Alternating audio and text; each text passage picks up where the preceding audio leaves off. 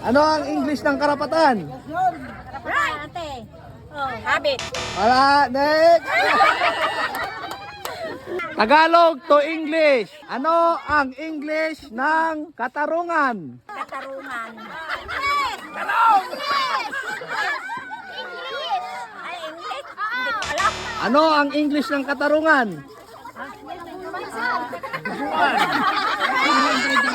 Ano ang English ng katarungan? Justice. Okay. 100 pesos.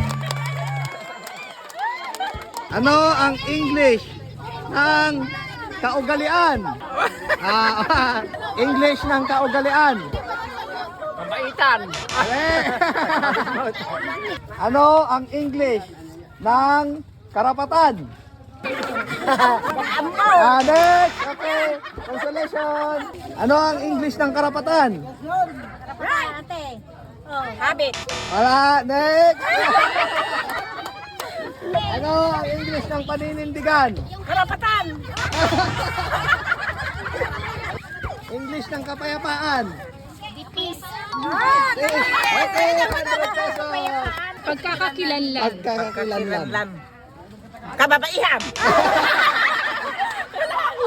Ano ang English ng pamantayan?